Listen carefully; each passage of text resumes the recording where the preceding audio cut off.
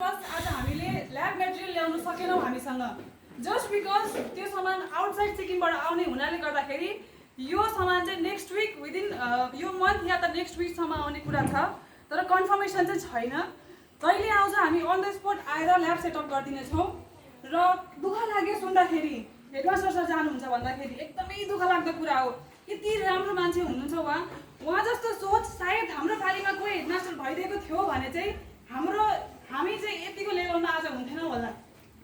उहाँले चाहिँ एकदमै राम्रो सोच राख्नु भएको छ किनकि मलाई त कम्प्युटरहरू त्यो कम्पाउन्ड माइक्रोस्कोपहरू त क्लास 12 पुगेर मात्रै थाहा भएको कुरा भन्नुपर्दा है अब गाउँमा कहाँ त्यस्तो हुन्छ हो के भन्नु चाहिँ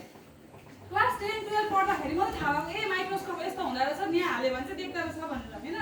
तर सरको इनिसिएटिभले चाहिँ एकदम म खुसी छु होइन उहाँले एफोर्ट लगाउनु भयो मैले भन्ने बित्तिकै पनि उहाँले कल पिक गरेर आफ्नो टाइम निकालेर बेसी केही बोल्दिनँ होइन किनभने हाम्रोमा बेसी टाइम छैन सफिसियन्ट सो म भन्नु चाहन्छु